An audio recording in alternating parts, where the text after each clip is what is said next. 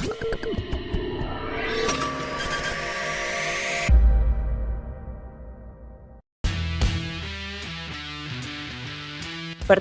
Enduro VR 46 Racing Team akan mengenalkan tim dan motor barunya di Nusa Indah Theater, Jakarta Selatan. Pengenalan tersebut sedianya digelar Sabtu malam 25 Januari, waktu setempat. Kepastian tim balap Valentino Rossi meluncur di Jakarta diumumkan melalui akun media sosialnya. Kabarnya, dua pebalap mereka, Fabio Di Gianantonio dan Franco Morbidelli, akan hadir langsung di lokasi. Ini merupakan musim kedua tim balap Valentino Rossi menjalin kemitraan dengan Pertamina Enduro di MotoGP. Peluncuran tim tak hanya digelar offline, melainkan juga online melalui kanal YouTube resmi. Tim akan memanfaatkan kunjungan ke Jakarta untuk lebih dekat dengan para penggemar di Indonesia. Sayangnya, belum ada keterangan resmi apakah Valentino Rossi turut hadir di lokasi atau tidak.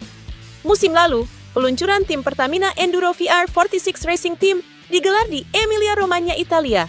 Pada kesempatan tersebut, ada sejumlah public figure Indonesia yang turut hadir. Grid MotoGP 2025 menghadirkan perubahan besar dengan banyak pembalap yang berganti tim atau bahkan pertama kali bergabung ke kelas ini. Seiring dengan itu, sejumlah pembalap pun mengganti kru chief mereka, sementara yang lainnya tetap dengan teknisi baru di garasi mereka. Berikut ini adalah pasangan kru chief pembalap untuk masing-masing tim di musim 2025. Setelah bergabung dengan Ducati, Marc Marquez mendapati dirinya bekerja dengan kru chief baru, Marco Rigamonti, untuk menggantikan hubungan yang dibangun dengan Frankie Carchedi di Gresini. Rigamonti sebelumnya pernah bekerja dengan Andrea Iannone dan Johan Zarco di Ducati dan Suzuki.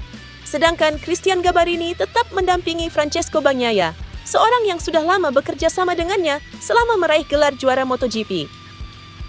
Setelah Marquez pindah, Joan Mir mengambil alih kru chief Santi Hernandez yang sebelumnya menemaninya di Honda. Di sisi lain, Luca Marini menggantikan Giacomo Guidotti dengan Christian Pupulin sebagai kru chiefnya. Guidotti kini bergabung dengan Jack Miller di Pramac. Jorge Martin pindah ke Aprilia dan membawa Daniele Romagnoli bersamanya dari tim Pramac.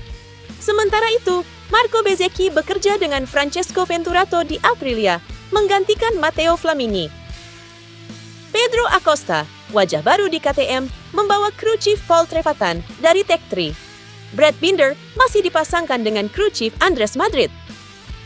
MotoGP rookie Fermin Aldeguer akan bekerja dengan Frankie Carchedi yang pernah menjadi kru chief Marc Marquez. Sedangkan Alex Marquez terus melanjutkan kerjasama dengan Donatello Giovanotti. Fabio Quartararo tetap bersama Diego Gubellini yang sudah menemaninya sejak debut di MotoGP. Sementara itu, Alex Rins menggantikan Patrick Primer dengan David Munoz sebagai kru chiefnya. Enea Bastianini kembali bekerja dengan kru chief Alberto Giribola setelah bergabung dengan KTM. Maverick Vinales juga membawa Manuel Cazo yang sebelumnya menjadi kru chief di Aprilia. Pramac mengubah seluruh line-up mereka dengan Miguel Oliveira bekerja sama dengan Luca Ferraccioli, sementara Jack Miller menggandeng Giacomo Guidotti. Rookie MotoGP Ai Ogura akan bekerja dengan Giovanni Mattarolo, yang sebelumnya menjadi kru chief Miguel Oliveira. Noé Herrera tetap bersama Raul Fernandez. Keduanya sudah memiliki hubungan yang baik sejak mereka bekerja sama di Moto2. Johan Zarco tetap bersama David Garcia di LCR Honda, sementara Somkiat Chandra bekerja dengan Klaus Knowles yang sebelumnya menjadi kru chief Takaki Nakagami. Francesco Guidotti yang sebenarnya masih memiliki kontrak sampai akhir musim 2025 digantikan dengan sosok Aki Ajo untuk musim 2025 yang dilakukan oleh manajemen tim. Bahkan sebelum merebaknya, masalah krisis finansial KTM memang menimbulkan tanda tanya, khususnya mengenai alasan sebenarnya tim yang dipimpin oleh Pete Beirer tersebut. Dan akhirnya ada penjelasan resmi yang keluar dari Direktur Motorsport Roda 2 KTM, Pete Beirer, mengenai latar belakang di balik penggantian ini. Via webcrash.net, Beirer mengatakan, "Saya tidak ingin terdengar buruk dengan mengatakan ini, tetapi saya sangat senang Francesco akan meninggalkan KTM sebagai teman.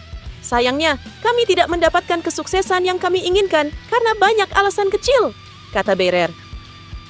Beirer juga menjelaskan bahwa alasan KTM memilih Aki Ajo yang telah menjalankan tim resmi KTM di kategori Moto3 sejak didirikan pada tahun 2012. Dan tim Moto2 sejak KTM masuk ke kelas tersebut pada tahun 2017. Kami juga membuat keputusan untuk Aki karena dia adalah orang yang bekerja sangat dekat dengan para pembalap. Dan saya pikir dia dapat memberi mereka saran yang bagus tentang apa yang harus dilakukan di lintasan, kata Berer. Menjelang 2025, Marquez memutuskan rehat selama musim dingin dengan berlibur ke Karibia dan Andorra bersama sang kekasih, Gemma Pinto. Menurutnya, masa liburan ini sangat ia butuhkan demi menyegarkan fisik dan mental usai menjalani musim perdananya di Ducati lewat Gresini Racing. Kepada TVA, sang 8 kali juara dunia ini menyatakan masa liburan juga merupakan masa pemulihan agar bisa menjalani tes-tes pramusim 2025 dengan lebih baik. Selain itu, fokus dan konsentrasi lebih tinggi dan ia bisa lebih bugar pula ketika mengendarai motor-motor MotoGP. Kita harus memberikan waktu kepada tubuh kita, bersantai, menjalani pemulihan, dan dari sana saya akan menjalani masa pramusim 2025, di mana saya selalu meminta satu hal, yakni bebas cedera dan kesehatan bagi semua orang. Soal hal lain, yakni soal kesuksesan, hasil baik, Anda harus bekerja demi mendapatkannya. Logisnya, kami akan mencoba untuk menjalani masa pramusim yang baik, demi memulai musim baru dengan cara terbaik. Siapa tahu kami bisa memperebutkan gelar dunia, ujar Marquez seperti yang dikutip Marca. Marquez juga mengaku punya harapan dan doa tersendiri pada malam tahun baru 2025. Meski menyadari bahwa kecelakaan akan ia alami sepanjang musim ini, ia berharap bisa terus bebas dari cedera. Dengan begitu, misinya dalam membidik gelar dunia bakal lebih mudah dijalankan. Harapan saya untuk sisi olahraga adalah apa yang sudah kami alami. Pasti akan ada kecelakaan, karena ini bagian dari olahraga kami. Tetapi saya harap tak ada cedera. Setelahnya, sebagai target, tentu saja saya ingin memperebutkan gelar dunia sampai balapan-balapan terakhir, tutup Marquez. Nicolo Bulega muncul sebagai salah satu talenta menonjol pada tahun 2024 sebagai debutan, memberinya nilai tambah yang ingin ia maksimalkan. Setelah finish kedua di klasemen World Superbike 2024, target Bulega untuk tahun 2025 adalah naik satu langkah lagi untuk meraih gelar juara dunia.